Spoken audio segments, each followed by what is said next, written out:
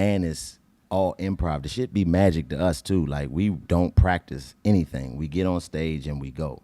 You know what I mean? We got my man Craig right here who can attest to that. We never sit around and have no meetings about, all right, bro, we in this city, so this what we got. None of that, because it's so genuine. And like I said, that energy that I was talking about is so strong and it's so genuine that when we get on stage, it's literally magic.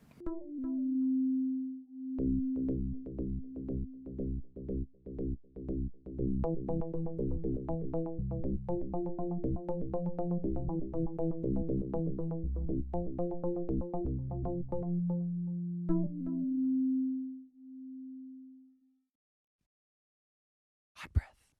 So let me just, I'll just welcome you to the show and then we'll kick it off. All right. My bad, brother. No, you're good. And that's for you as well. That's Hot Breath Water, exclusive. Hot breath water. Hot breath water. Yeah, it's got the logo on there. That's what it is. You got your own water. You winning, man. We're for you. It's all for you, man. So here we go. Hot Breathiverse. Welcome back to another Hot Breath episode. I am your host, comedian Joel Byars. This is Hot Breath, your weekly guide to comedy mastery. And today's guest, hot brethren and sistren, not only a master of improv, not only a master of stand-up comedy, but also a master of mindset. This is a cat, lost his dad at 2 years old, grew up in D.C. in what they call the shadows of the U.S. Capitol, since been able to create his own success through a solid foundation with family, but also through a solid foundation of mindset. Went to college, graduated, jumped right into comedy, and now we see him as a comedy superstar, but he didn't just roll over one day and become that. This cat actually lost his job.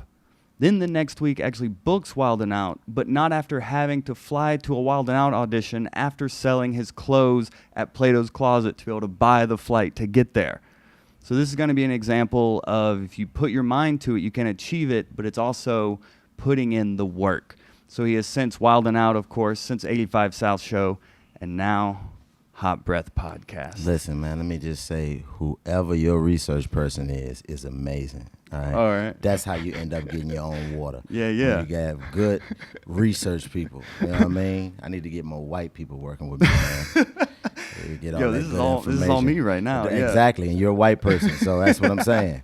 Just giving you your props. But yeah, man, I appreciate this is dope. it, man. I like what you're doing here, man. I appreciate it's awesome. it. It's awesome. Yeah, we've had Carlos Miller on here a couple times. We've had Clayton English on here. We've had Chad. We've had the 85 family. squad out here. That's what it is. Appreciate so now we got Chico. We got me. Here. That's what it is, man. I'm happy to be here with you. So I would really like to dive into your mentality behind what you do, because in researching you, you are one of the funniest people alive. But then when you hear you in interviews, you're always spitting wisdom. You have brother knowledge, if you will. Yeah, that's just everything that I do is kind of not even kind of is a reflection of who I am as a person, how I grew up. Like, you have a lot of people who take negative experiences and they let it affect them, and detrimentally. Like, I choose not to. Everything that I've been through is, just a reflection of who I am and what makes me unique as a person. So, like, brother knowledge is just something that came from my head. I grew up around my uncles.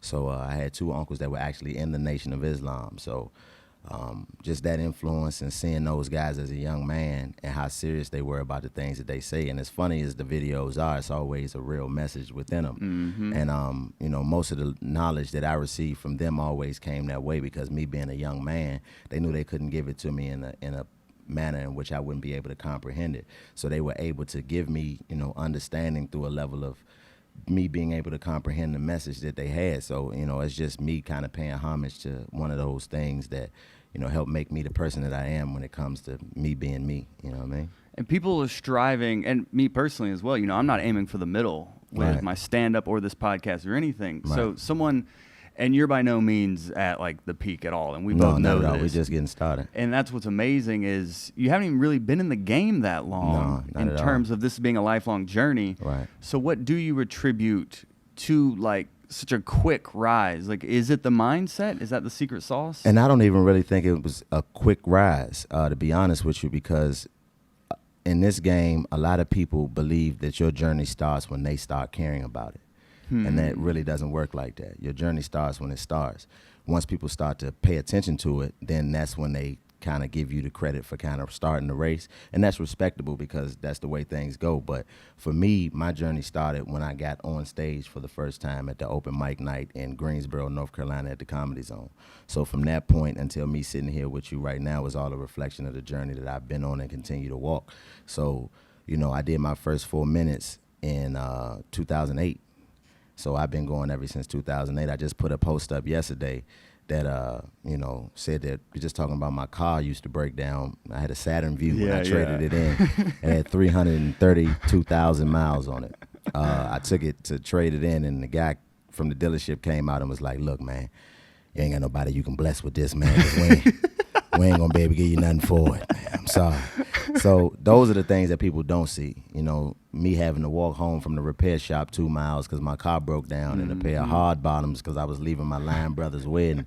And it made me have a different respect for Martin Luther King and them. I'm like, if they did this daily, I respect them for being able to walk in dress shoes. Like, this is not the task that I would want to take on every day for freedom. So those little things that you learn over time, you know, the things that make you appreciate the journey that you're on. Because for me, I realize now that the point that I'm at now in my walk, what keeps me humble and understanding of the work that I do is that all of the things that would be considered to be nuisances or problems in my life now, 6, 7 years ago would have fixed everything that I had going on. They would have been the solutions. Oh, I had to pay $3,000 in flights for the next month. 7 years ago, $3,000 would have changed my whole situation. Right. You know, so it keeps me understanding of the importance of being able to recognize, you know, you have an obligation to yourself first and foremost to make sure that you're at peace of mind. And then you also have an obligation to your craft to make sure that you never take anything for granted. Because, you know, I respect people's journey who go up the elevator. I mean, it's cool. You know what I mean? However you get there, I'm not concerned with anybody else's journey but my own. But I respect the fact that I walk up the steps, and I'm continuing to walk up the steps because I would, you know, I much rather, not saying that there's anything wrong, whatever works for you is for you, but I much rather go up the steps than go up the elevator and have to walk down the steps. Because when you got to walk down the steps, then it's a whole side and process of this game that you don't know about. But when you're coming up, you meet all the people on the steps, and you learn how to navigate your way through, you know, the trips and falls, and, you know, you see all of those different things on your way up, you know, and the hands that you shake on the way up. These are people who take the same journey as you take. So you build relationships with people that'll always be able to utilize what you do and vice versa. So, you know, that's just the way it works. So I haven't been in the game for a long time in comparison to what they say it takes to really become a superstar. I'm a baby in the game, but as far as my journey, I really started walking up the steps the whole way. So, you know, where I am on the steps might not be what somebody may believe I should be, or somebody might not think that it's, you know, you're as successful as you could be. But luckily for me, I don't base what anybody else thinks on what it is that I do. And that's what I admire about your approach to it as well, is because I say it was quick because I've been in the game 9 years. Right. So I started 2010. So it's like thinking, well, in 9 years, it's like, oh, someone like Chico was already like here. You know, it's easy in this game to start comparing yourself to other people. Yeah, you shouldn't. You shouldn't compare yourself to anyone else because nobody's journey is yours but yours. And it can become difficult not to because, you know, you basing your success off of what you believe success to be in the industry that you're in. And, you know, I can respect people who don't know how to navigate out of that. But for me, you know, like I said, my background is really, really different. I've never been the same as anybody else, you know, so I've always had to learn how to operate within a space that was unique. Like I said, my father was killed when I was 2. Most of the males in my family were involved in some type of illegal, illicit activity. You know, my mother didn't graduate from high school. You know what I mean? Like, all of these things made me a unique person.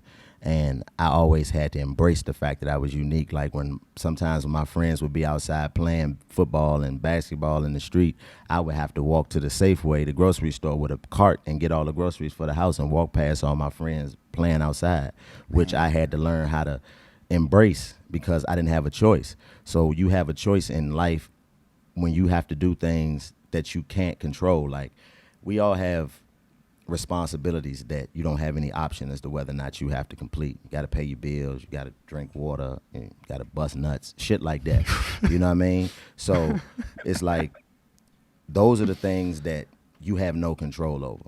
and anything that you have no control over, in my opinion, the best way that you can embrace those things is to take the things that you do have control over and make them and cater them to you in the best way possible, so you don't have to worry about the stress of those things causing you to be negligent in things that you can't control. So that was something that I was able to do and had to figure out very early in my life. Like, it wasn't something that I had a choice in. So me having to figure those things out young kind of prepared me for what it is that I'm doing now. You know, we live in a time where you can give your opinion publicly and privately at the same time. You can tell me how unfunny and ain't shit I am without me even knowing what your face looks like. So me having to go through life and learn the things that I learned as a young man prepared me for the industry that I'm in now, because I'm not affected the same way that other people are affected by those things, because I've had to do it when nobody knew me but the people who knew me, and I still had to engage in, you know, life amongst those people and still be cool with having the, you know, complete tasks that were given to me by somebody who I didn't have a choice as to whether or not I was going to do it or not. So that's where the mature mindset Yeah, comes yeah, from. definitely, because, you know, I see people all the time who, you know, allow things that happen to them to be used as an excuse to not, you know, do whatever it is that Victim, their task. yeah. Yeah. Oh man, this happened to me and I'm from this place and I did. None of that matters. You know what I mean? And that's just my personal opinion, but don't none of that matter. Nobody cares about your plight. Only you care about your plight, and only you will ever be able to care about it in the capacity that you know, ever going to be able to make any real change about it. So for me, I understand that there's no way for me to be able to be successful if I'm not basing the success off of what I believe success is, not what the society believes success is or what the person next to me believes success is. I have to establish my own success, so therefore I can relish in the things that mean something to me, and that'll carry you throughout the cloud of, you know, comparing yourself to people or not getting that opportunity or getting told no and all of that. All of that, you know, it doesn't matter, because once you establish your successes, it doesn't matter if anybody else looks at your success and says it's not where it's supposed to be. So is that something you would recommend comics do starting out, is establish what success is to you? Yes, Okay. definitely. Establish what you want and don't make it vague. Oh, I want to be the next Kevin Hart, or I want to be the next Bill Burr, or I want to be there's already a Kevin Hart and Bill Burr. So how are you going to do what you need to do to become the first you? You know what I mean? And it doesn't have to look the way that people say it looks. You know, I live in North Carolina to this day. I went to college in Winston-Salem, North Carolina, and I still live there. When I graduated college, I didn't want to go back to D.C. because I knew once I established that I was going to do this for a living, once you start to hit those pitfalls, it's a little different when people that know you are inquiring about your, you know, well-being. You know, if a stranger says, oh, you ain't shit, you shouldn't be doing this. Okay. But when your mom is like, baby, what's going on? You know, it's not coming from a place of malice. She's really concerned about your well-being. So therefore, you have to make sure that, well, at least I had to make sure that I didn't allow that to affect me, because I didn't know how it would, because I never dealt with that before. But I have dealt with, you know, my mom influence on me, and I know, and I'm just using her as an example just because that's probably the biggest opinion that I accept in my life as far as somebody who knows me. I've never felt or experienced what it felt like to have her see me fail in a manner where there was nothing to fall back on but my own merit. If I failed at school, it was, you know, a curriculum that wasn't being followed.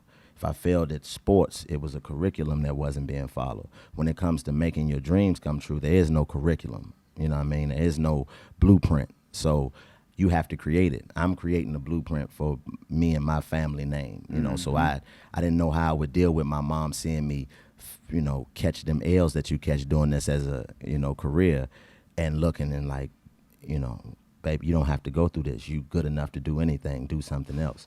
So I stayed where I didn't know anybody and had to make it work. And it's, you know, North Carolina's not a hotbed of talent. Nobody's really coming there to look for talent. It's plenty of talent there, just like it's plenty of talent everywhere, but it doesn't have the name of a New York or LA or Atlanta. So if you can make a name for yourself in that space, then you're doing something. So that's the way I challenge myself, and I still live there now because it provides a level of peace of mind to me that I can't find anywhere else, and I'm totally fine with that being the case. When you establish your success, do you have it written down somewhere, or how clear is the vision? I mean, I started out writing 5-point plans for myself, right? Okay. And this is just something I learned from just coming from the community that I came from and the guys that influenced me growing up. I would 5 years, 5 points, and I can't move from 1 to 2 until I complete 1. You know what I mean? So I started in 08, and I give myself 5 years to complete these things, and now I'm on what? I've been doing this coming up on 11 years in August, and I'm on my 4th 5-year plan because I've accomplished the things that I wanted to accomplish that many times already. So it's like I challenge myself every day. Every single day that I wake up, I challenge myself to become a better version of me. I want to be the best version of Chico Bean that I can be on a day-to-day basis. And the way that I do that is by developing a program that's based on who I am. First, figuring out what that means. Figure out who you are as a person. Embrace it, whatever it may be. You might get scrutinized or criticized, but as long as you're not hurting yourself or hurting anyone, whatever it is you do is cool. So once you figure out what those things are, embrace that, then it becomes easier for you to find the level of success for you because you're basing it off of you, and you took that journey of figuring out who you are as a person. I think a lot of the reasons why comedians get lost in the sauce when it comes to this game is because they're basing their self-worth off what they believe other people base self-worth off. But it shouldn't work like that. If something's not for you, it's not for you. But if you're chasing it, even if you accomplish what it is you're chasing, once you accomplish it, it's going to really fuck you up, because when you get there, you're going to realize I did all this work for some shit that doesn't even satisfy me in any capacity. So now you lost because you feel like I've gotten there. I'm successful now because I got, a show or whatever. I'm doing this. I'm headlining. I'm making money. But you don't have any inner peace. You don't have any type of knowledge of who you are.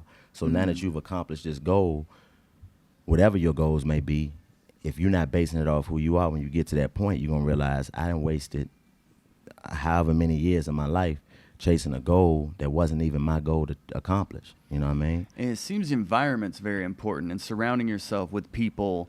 I've done over 170 of these episodes, and it seems a common theme with successful people is they surround themselves with people in that higher self mindset. Yeah, but that I've been blessed in regard to that as well, because when I came in the game, as far as when people start caring, and I'll say that's when we got on Wild 'N Out. Me and Los came in at the same time. And, Los is older, been in the game longer, and has been a mentor in a lot of ways, but we mentor each other in a lot of ways, and just in life. But to come from nothing with a person, I'm talking about walking up and down the street, going to Western Union to send $50 home and washing your clothes in the basement of the hotel, to being able to do what we're able to do now at this point is just a reflection of it doesn't matter what point you're at in regards to the people you surround yourself with, to answer your question, as long as you surround yourself with somebody else who has the same mentality in regards to who they are. I love who I am. Those are the people I want to be around. I don't care what you do. But if you and you embrace who you truly are, and you stand on it like, hey, this what I like, this what I don't like, take it or leave it. Those are the people that I want to be around, because I can learn something about life that I can't learn living my own, because I'm living mine the same way you are. So when we come together, we're teaching each other about the world based on reality. And that's how you build that energy that ends up attracting the type of success that you want in your life.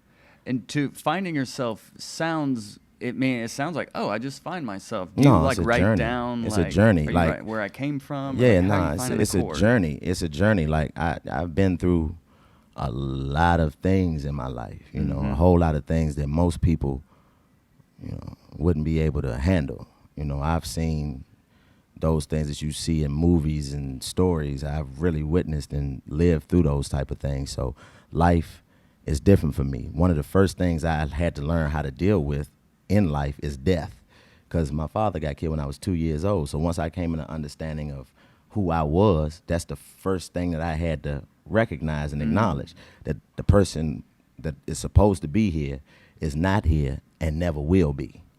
So learning to accept that alone makes you find something within yourself that's different. But throughout life, I've dealt with that many, many times over. You know, my Uncle Reggie was killed in '02. Cousin Dirk, I don't even want to get into the long list of names and situations, but all of those things have made me look at life differently than most people look at life. I don't view life the same way as everybody else. I understand how it works from a different perspective. I know what it feels like to have somebody say, I'm going to see you later, and you never see them again. You know what I mean? So I'm always looking to figure out who and what I am on a day-to-day basis, because I went to my father's gravesite for the first time when I was 21 years old. He was buried in the older part of the graveyard. The lady took me back over to where he was buried at and pointed at the grass and said, he in this area somewhere. And I'm like, damn, I don't even know if I'm going to be talking to the right motherfucker. You know what I mean? Like, and that was just the natural thought of what I had. Now, most people would have been devastated, but me going through life having to figure that out so early, it was something that I accepted and had to figure out at that moment of how I was going to embrace this being a reality going forward. And the reality is, whatever this man had done in his life up until that point when someone took it hadn't been enough to garner himself a marker to let the world know that he was here. So my job in this being my reality is to do my best to not have this be my reality going forward, you know. And those things made me have to find out who I was a little bit differently than everybody. Well, a lot of people, I ain't gonna say everybody, because I'm sure a lot of people have journeys that are just as unique, but that was one of the things that made me have to figure out who I was truly, because that's my reality. I've never had a basketball game or a fight or a show or nothing that this person was present for.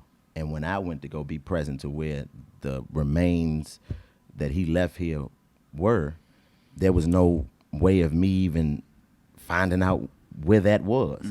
So at that point, you have a choice. You can either sulk and feel sorry for yourself and be like, woe is me, or you could say, well, all right, I have a responsibility to make sure that whatever I do here is going to not only just leave a marker, but leave a marker that lasts way longer than once they put me in the grass or wherever they put me at. So. Yeah, and I have found that long-term perspective of, okay, what will this look like in 5 years or 10 years? And that self-awareness that I'm being more mindful of trying to hone in on self-awareness and conduct my decisions based around who I am and where I want to be. So, like, personal example for me, and you may have one, is like, I got offered like a TV show where I was playing a slave master, and I was like, yo, in like 5 years, I'm not gonna want to be like, this was my debut that I played like a slave master, you know? So it's like having that self-awareness and that long-term view of like, okay, this may be a little bump now, but it may be like a pothole later. So it's like always having that long-term view seems to be helpful. Well, I think it's all perspective, man. I really believe that. I believe the world is everything is based on perspective, because it's always another way of looking at whatever it is that you got going on, because the energy that you put out is what you're going to receive. So let's say you did play a slave master. Look at the reality of it. You would have probably been a slave. You wouldn't have been a slave. You know what I mean? Yeah. So it's like to be able to explain that to people if you ever needed to, which you don't, because you don't have to explain yourself to anybody but the people who you allow to have influence in your life. So you have to, that's another thing. You have to be very selective and strategic on picking those people whose opinions you allow to affect your actions. But once you get that established, then, you know, that's an opportunity that you, if you did take it, you're like, hey, this is the reality of what the history is, and I was given this opportunity, but there aren't slaves anymore. I'm not a slave master. I can never be a slave master, but I can play one on TV. You know what I mean? So it's all about the way that you look. And I'm not saying that the way that you did it was wrong, because if that's the way you were supposed to do it, then you did what was right for you. But it's all perspective, because the same way that you didn't take that role, whoever took it had the perspective of, you know, shit, whatever, I need this. Right. You know what I mean? And some people might have just needed it for the money, or some people might have needed it for the opportunity. Some people just like, I'm going to challenge myself. I'm so against that, to be able to put myself in the position of being something that I would never agree with is a challenge for people who entertain. So I can understand all perspectives, but for me, I just really think that, the energy that you put out into the world is going to draw back the results that you want to see or don't want to see. So as long as your energy is right, then you're going to be able to accomplish whatever it is you're setting out to accomplish. You know what I mean? That's what I appreciate about your game is you understand the art of the independent hustle and creating your own success. And now with the internet and everything, comedians can do that more than ever. Right. So, like, what are some ways or tips you have for comics who should or who could just build their own foundation? Well, it's easier now than it's ever been because, 20 years ago, if this was, my reality, I would be, all of us, really, especially the people on Wild 'N Out, just to use that as an example, would be a whole lot more famous if the internet didn't exist. Because if the internet didn't exist, the access to us would be a whole lot less, than it is now. So you think when In Living Color was on, like, they were superstars because the odds of you being able to have contact or interact with them or let them know how you feel about them, whether it be negative or positive, was very difficult. You had to write a letter and then get a letter back and then write another letter. And then, you know what I mean? Like, it's different now. Now you have direct access to anybody. Beyonce is the biggest star in the world, but you can go on her Instagram page and type a comment in her comments, and the odds of her seeing that are a whole lot more than the odds of her seeing a letter 20 years ago in a 15,000 letters a day.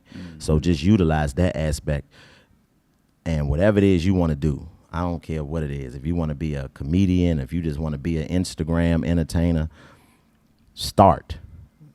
That's the biggest thing. Most people just sit around and don't start. You can talk a hole in your head, but until you start putting forth the effort, the universe ain't going to give you nothing back because you haven't given it anything to work off. So you got to put forth some type of effort. I tell people that all the time. People come up and be like, I want to be a comic. Well, have you done any stand-up? I don't care where you do it, especially college students. We do a lot of colleges, and they were like, man, I want to be a comedian. I'm like, man, you're in college. They have to utilize funds to let you do what you want to do. Do it while it's free, because once you leave here, nothing's free anymore. Everything costs money. So the best thing you can do while you're here is utilize this place who is put here to help advance you as a human being, and do it for nothing when it doesn't cost you anything, and you learn the game. So when you get out here and have to use your money, you've already built some type of foundation, if you have a skill set at it, that's going to follow you, and it makes it a little bit easier for you to get out here and start to push your envelope, because you've already started in a place where it didn't cost you anything, and that pressure of financial stability wasn't on you. You don't have that when you're a college student. And for those people who aren't and just trying to do it on their own, you can go to Rite Aid and buy a cell phone, you know what I mean? And you can go to Starbucks and get Wi-Fi. So it's really no excuse now for you not to be able to put forth some type of effort. You can't cheat the game. You have to put in the work. You have to get out here and put your feet on the pavement and do something. And once you start doing something, then you'll start to see the results of you doing something. And you got to be able to recognize what success is. Because even if you go from, I remember the first Instagram post I put up got 12 likes. You know what I mean? And I was excited about the fact that I got 12. It didn't show all the names anymore. And it just showed the number. Yeah, you know what I mean? But that's the difference. That was the first 12. And I was excited about that first 12. And I embraced that first 12 to get to the next, which was 24. And then, 36. And then on and on and on. But the only way that happened is putting the effort forth and embracing the moment that you are in. Like, the walk is the walk. You got to embrace the ugly. Me and Carlos say that all the time. You got to embrace the ugly. Like, rest in peace of Nipsey Hussle. He had a quote and said, hey, sometimes you just got to cut out all the fun, cut out all the bullshit, get ugly, and grind. You know what I mean? That's the reality of what you have to do. Those days when how I got 332,000 miles on the Saturn View is because I was out here in it, moving around every day, doing something, working a regular job and doing this for no money, just to get myself in a situation where my energy is starting to match what I need to come back to me, because I'm putting forth the type of effort that people are going to see, even if you don't like what I do. If you're watching, I'm gathering all of that, and it's helping propel me to the next step. And the only thing that getting to the next level in anything that you do, it just gives you a better view of what you can get to. You know what I mean? It's like if you can't see over the edge, when you finally get up over the edge, then you see everything that's over the edge. So the more you climb and grow, it never stops. You know what I mean? In the things that you chase never stop. Jay-Z just became a billionaire, but he's still working. Bill Gates and all of these different people, and everybody that's successful, they still work, because it's not about the money. It's about the view. It's about what you get to see, because the money is just, all money to me, in my opinion, and I say this all the time, I hope everybody gets some money so you can see that it doesn't do anything but just makes the things that you can't control easier to deal with. Money is like a moon bounce kind of, you know what I mean? Like in life, we fall down, and we ain't got no money. When you fall down, you hitting the concrete, straight concrete, scraping your knees, bust your head open, you know what I mean? Bleeding, you got to lick your wounds and get up, and you're limping to the next thing. But the more money you get now, your moon bounce starts to blow up. So when you fall down, you don't hit the concrete, you just bounce back up. So that's all it does. It just allows you to be able to buy some shit that you want and not have the things that you can't control that life is going to give you cause you to just break down. You know what I mean? I remember when my car used to break down, that shit used to stress me out, because it's like, damn, now I got to come up with $900 to get some ball bearings when my rent is due. Like, what the fuck am I going to do? That's what money does. The stress, it eliminates that aspect. But the more you get, then you just go into a different bracket of stress. So all you're doing is just blowing up your mattress, blowing up your moon bounce rather. So when you fall down or you bump your head or somebody comes, it's just a cushion. But the real success comes from the view. It comes from what you get to see from your work. Like, I didn't know that this part of the world existed before I got to this point. And money can't buy you that. Like, money can't buy you the experiences that you have when you really work towards your goal. Like, I've had people who I grew up just idolizing walk up and say my name to me before I can even open my mouth. Chico, what's up with you, man? There's no amount of money that can buy that. That view is what it's about. So it's like, once you figure those things out, and once you start to put forth an effort, then that's what the universe will give you if you're really genuine. And like I said, in my opinion, I really believe if you're not hurting yourself knowingly or hurting anybody else knowingly, everything that you do is going to garner you some type of result. Yeah, I'm at a point now in my career where it's the money is becoming a little bit more of like a factor and maybe a motivator, just for the sheer fact of just wanting to start reinvesting it into everything I'm doing, to start doing what I'm doing, but just at a higher level. Let me ask you this question. Do you come from money? No. No. Podunk. Like, I look purebred, but I'm inbred. I ain't got it. Yeah. Oh, really? So, yeah. Where you from originally? Somerville, Georgia. Somerville, Georgia. Yeah, okay. Someville, Georgia. Someville somewhere. I got you. Someville, so, like, Georgia. Parents are educators. So, like, I come from, like a connected and strong background in terms of a service background, you know? But, yeah, I don't come from money or anything like that. Okay. But, see, even that, like, one thing about financial status is that, most of us, and when I say us, I mean black people, have never had anything. So it's one thing to get some money, but what you gonna do with it when you get it? Because getting it is a whole lot easier than keeping it. You know what I mean? To get it, you can get some money, but how you gonna keep it? And it's a whole nother journey that you have to take to learn something that you've never had before. It's like if if you look at it like this, and for some reason people don't equate it in their minds like this, but I do. But if I walk into a judo class today, I'm going to get the shit beat out of me. I'm going to get tossed around and beat up because I don't know what to do. I have to learn what to do. Money is the same way. If you walk into some money today, you're probably going to get tossed around and get the shit beat out you because everything that you think works You have no idea. You just assuming that it works because you never had nothing, and you feel like all I need is some money, and that's gonna fix everything that's going on with me. And it'll fix a lot until you realize that what you need to be fixed can't be paid for. You know what I mean? So it's like, I'm for financial stability just because I like to have the moon bounce. I like to have that ability to be able to eliminate stress for my loved ones and not have the problem of worrying about, oh man, this happened or this happened. That's the beauty of financial stability to me. The beauty of having some money is being able to, you know, if something happens and, you know, like fucking toilet breaks or your sink breaks down, oh, it's going to be $1,000. Cool. Just that. Right. Cool. Exactly. That's the beauty of having money to me. Other than that, everything else is something that's way bigger than any dollar amount can ever give you. That's where the real work comes in, to get those things, to be in a place where you could be on a bus in Australia like I was and have people walk up to you on a metro bus in Australia, which I probably didn't have no fucking business being on anyway, but I'm just goofy like that.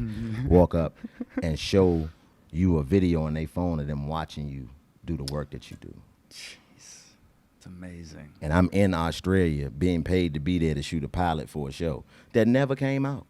So does that mean that I'm not successful because it never came out? Or am I successful because I got the opportunity to go to the other side of the world and work and get paid for it? It's all perspective.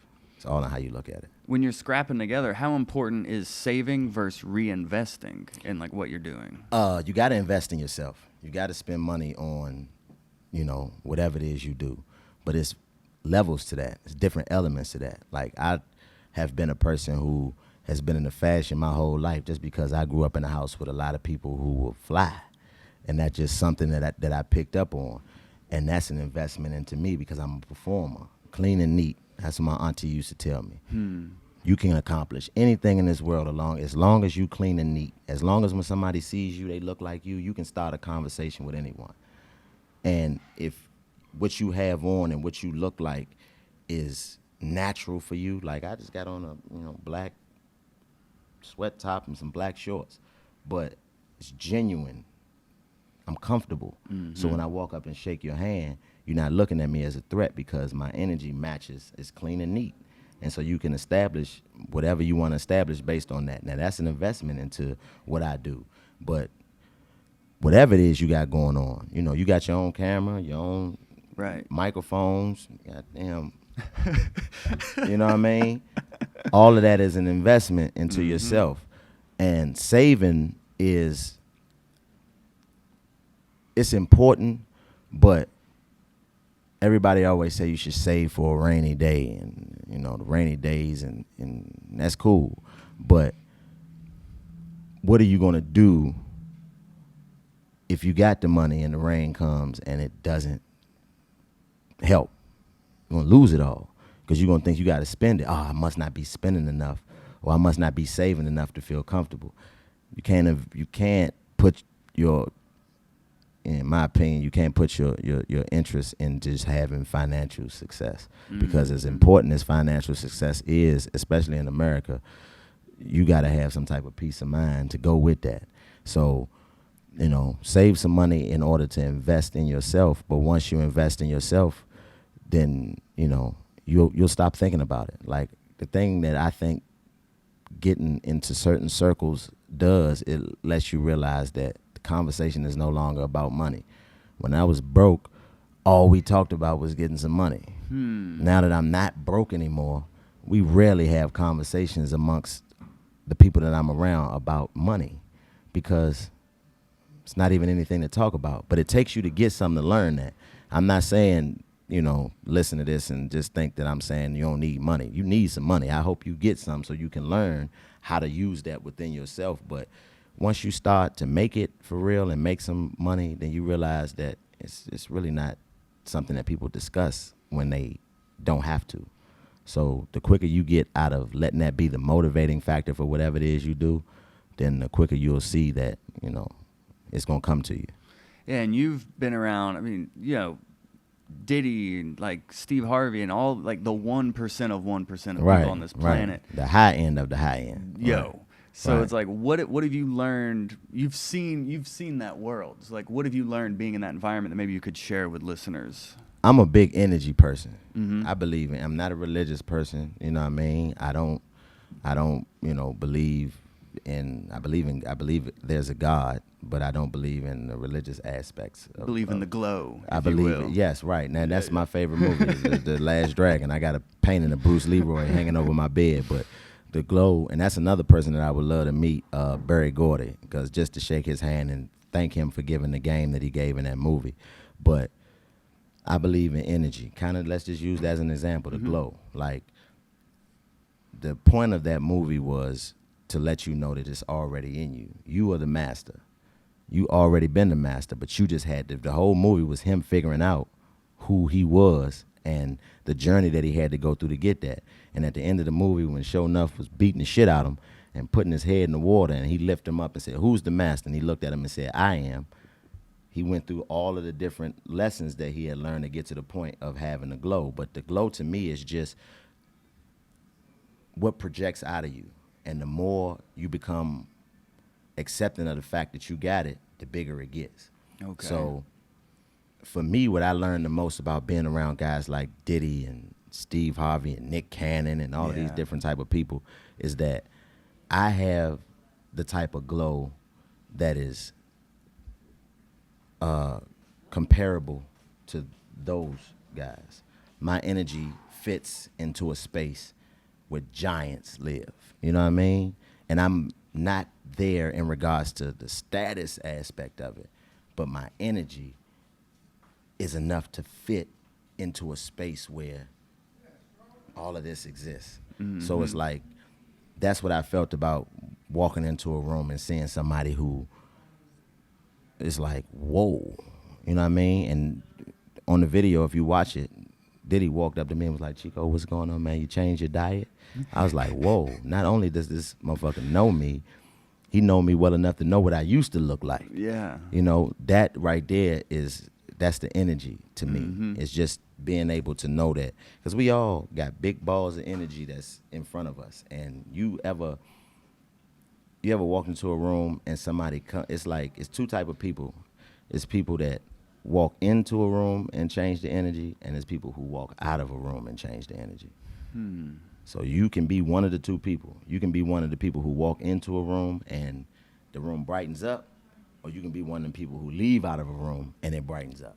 So to know that I'm one of the people who walk into a room and brighten it up is one thing, but to walk into a room with giants and they still smile when they see you and say what's up when they see you, that means that I got the type of energy that I need to keep curating and feeding that to get to a point where they are, because that's what they did, in my opinion. Mm-hmm. You know what I mean? So that's really what I learned the most about being able to be in these spaces, that me and the people that I'm surrounded by, we have a unique type of a special type of energy, man. And the energy that we project is so big at this point that you can share the room with people who will live forever.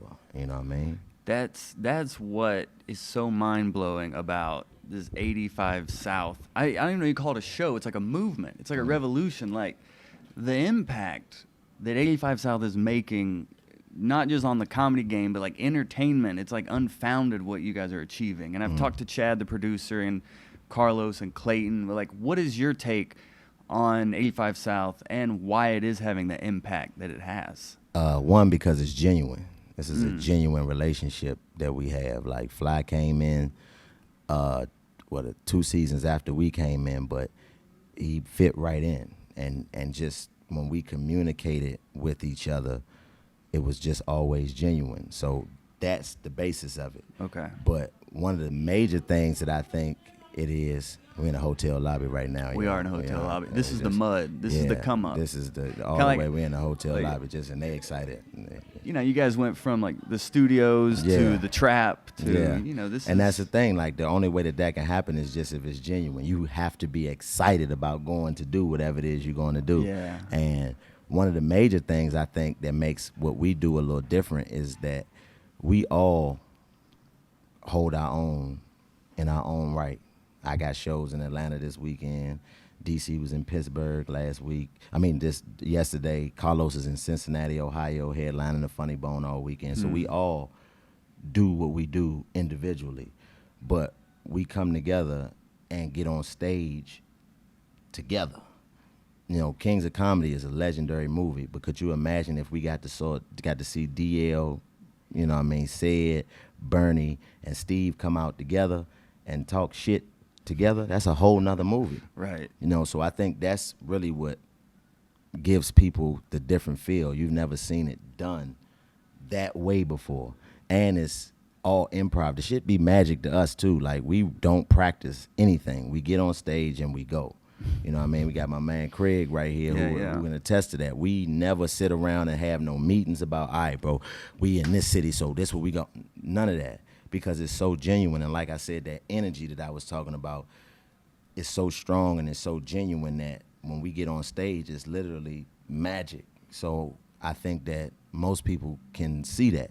And even the people who may have negative opinions about what we do, because, you know, you see all of that, that doesn't matter, you know what I mean? Because that is the same type of effect that the positive energy has. Even though you don't like it, it's affected you some type of way. And what it is that we do has made you feel real emotion. So that means it's something special. I heard somebody say that Martin wasn't funny the other day. I looked at them like they was crazy, but he was able to sit and have a conversation to me as to why he didn't, which means you watched it long enough to develop the opinion that you had. So it really doesn't change in regards to what I'm giving you or what Martin did in regards to giving you that show. He gave it to you, and because he gave it to you, he was able to formulate something that lasted for long after he stopped doing it and still have people having conversations about it right now. And that's the type of energy that we create with the 85. Like, God forbid if we was to stop tomorrow, the things that we've done up until this point, I feel like will be talked about for a long time, because people haven't even really grasped the reality of it. Like, to go back and watch, like, these guys are really doing something completely different. Mm-hmm. So I just think that the reason why we're able to, you know, do what we do, not necessarily the success, because that just came organically, but the reason why we're able to do what we do is because it was just based in a genuine, we brothers for real. You know what I mean? We don't sit around and talk about work. We talk about life. You know what I mean? Like, we know each other's children, families. I've been to these people's house and hugged their mothers, and you know what I mean? Like, all of us. You know, it's just a different type of environment. And for us to be able to have that type of brotherhood and still be able to get on stage and share the light, it's amazing, man. And the 85 percenters definitely reflect that. Yeah, they serious, you know what I mean? They like, are and in there. It's crazy to me because, you know, all around it's just a blessing, man. It's just a super blessing because, like I said, like we've been talking about this whole time, my perspective is different, and Los's perspective is different, and Fly's perspective is different. So a lot of the things that will probably cause dissension or cause disruption amongst this process just doesn't affect us the same way. I've seen people, you know, we work in all different types of environments. I've seen how opinions affect people. I've seen people really look at comments that people leave and be truly like deflated. Right. There's no way I can be deflated about anybody's opinion. You are entitled to your opinion, but I'm entitled not to give a fuck about it. You know what I mean? And that's whether it be whatever it may be. But none of us allow what they say, quote unquote, to affect what we do. You know what I'm saying? I'm going to be me regardless of whether or not you like it or not. You don't have to like it. But until you decide to get up and do something that's going to stop me from doing what I do, you're going to have to just keep not liking it. But I've seen the people that do like it. You guys are like the Beatles out there. Yeah, I mean, no, it's like, that's do you have a crazy fan story or anything? The people who do love it, like, that's something. No, I'd like to look at life in regards to this. You don't have to know what you want. You just have to know what you don't want and don't like. So as long as you know what you don't like, you're good. The love, you don't even have to, like, that goes without saying, because that isn't what somebody's going to need motivation on. So I don't even like to even really discuss those type of things because You don't need no motivation on how to deal with love. But the negative stuff and the hate that comedians and entertainers get is what I see deflate them. So if I can offer any type of perspective, it'll be based in that, because the love is the love. You don't need no preparation for love. Love is love, and whenever you get it, you're gonna know it's love. I had a dude in the mall walk up on me, man, literally, Chico, I love you, nigga. I love you. I was like, appreciate you, bro. I'm walking away. He was like, hey, love you, nigga. And it's like, you don't have to prepare for that. You know what I mean? That doesn't take any preparation, because you're able to receive that however you receive it. But it's the other stuff that you have to prepare yourself for, the stuff that you don't want. So once you prepare yourself for the stuff that you don't want, everything that you want just becomes that much more magnified, because the things that you don't want don't affect your ability to recognize the things that you do. And the come up, as we'll land this plane here, one thing that helps comedians keep perspective is like bombing on stage. And I ask every comedian on here like a story of getting booed or like just an unforgettable show that where just everything went wrong. Right. Like, do you have one top of mind that? And this is how crazy it happens for me. Okay. This is how unique I am as a human being. My first show, they used to do the open mic night at the Greensboro Comedy Zone every first and second Thursday of the month, right? So I went the first Thursday because I'd never been to a comedy club before this point. Like, I didn't grow up thinking I'm gonna be a comedian. That was not at all. It wasn't in my goals until I started. You're gonna be a cameraman, right? No, I was gonna be a news anchor. Oh, a news anchor, yeah. That's Yeah, right. when I was in college, I thought I was gonna be a news anchor. When I was young, I thought I was just gonna be a rich, dope dealing street nigga. Okay. That was it. I thought that was what you wanted to do until my uncle got murdered, and I was like, uh-oh, yeah, this ain't it. Because he was 100 times tougher than I could ever be, and I knew that. And I said, well, if that's what his fate was, ooh, I know what they got for me. Now, I don't want to have to do that, because I was trained by these people. So I know the reality of being out there in that environment is, you know, you hear people say it all the time, you're going death or jail. But the reality is death or jail. Like, when you see death in jail right next to you, it has a different type of feeling than it does when people just saying it to you. Because if you never experienced it, you don't know what it feel like to have to view a body, or to have to, you know, smell a person clothes that's gone forever. You know what I mean? Those little nuances that people don't recognize. Man. But once I got on stage at the second open mic night, it was the second week after I went to the first show, 4 minutes killed in my mind, which I know now, being in the game, you can't really kill in 4 minutes. But in that 4 minutes, I smashed. So at that point, I'm in it. The very next open mic night, the month after, which is September, I went up with the confidence of Richard Pryor Chappelle, nigga. I'm talking about, it was, you couldn't tell me that I wasn't D.L. Bernie Harvey. I'm talking about I was everybody. I got on stage and ate mean. I'm talking about, it was mean. And for some reason, it was probably like, I say 40, 50 people at the first open mic that I did. This one was packed. All white people. And I got on stage talking some shit, and they was just like, and this is the thing. Booing is different. Because booing means you've affected the people some type of way. Facts. That means you've invoked some type of emotion to it. Boo! Fuck you, motherfucker. But when that's silence, that means that they don't have a clue how to feel about what you're doing up there. And that silence is nasty. It's two types of silences in comedy that I've learned, at least in my experience, is the silence of, what's next? What is he going to say next? That quiet that comes over the room so they can hear everything that you're saying. And then it's that quiet of who's next? What's next and who's next? I was in the who's next. I mean, they just was like,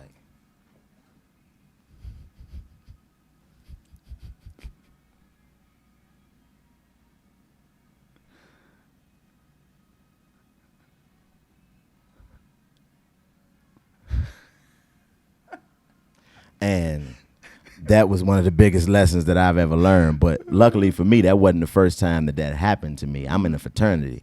So I remember me and my fraternity went to Indianapolis to step in the Circle City Classic. and we had this theme where we was like old men. We had these goofy wigs and suspenders and all that. And this was a step show in an arena. Yo. Like it was in an arena. And I'm talking about we got no love. It was so bad that the people who came from our school was scared to even clap because they didn't want nobody to know we was with them. So it humbled me once I got off stage that time. Like, nah, this ain't the thing that's just going. You got to work, bro. You got to work. You got to really work. And from that moment on, I've worked. And luckily, in that work, I already had the establish of, I don't care about what nobody thinks about me. Give a fuck what you think about me. You can think whatever you want to think about me. It's on you. God bless you. But I'm going to work.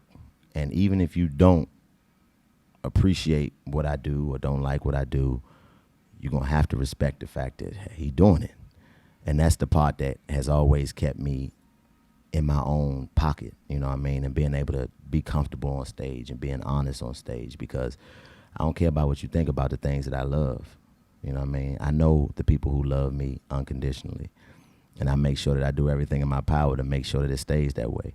Everybody else is just somebody who is formulating an opinion based off what I do. And you're entitled to that. And I'm going to continue to do what I do. And you can continue to formulate the opinions that you choose to formulate around it. But I'm going to work. Work. It's what it's about, man. We made it. This is what it's about right here. How unique is it to be drinking some hot breath water, nigga? This shit probably tastes like slob. It's Fontas water. But it's very good. Georgia mountain spring water. Georgia mountain Fontas spring water. Mountain spring water. Listen, you got to be from Someville to be able to find your own spring. That's what I'm saying, man. I don't gotta listen, Craig. We ain't got enough white people, man. We gotta get some white people. Yo, I'm the plug. He's the plug. He got a plug spring. Most niggas got hookups on, fucking rims and shit like that.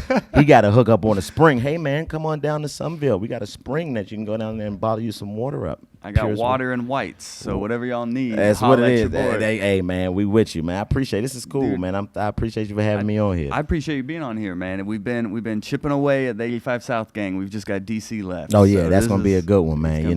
That's gonna be a good one. Like that's definitely gonna be a good one, man.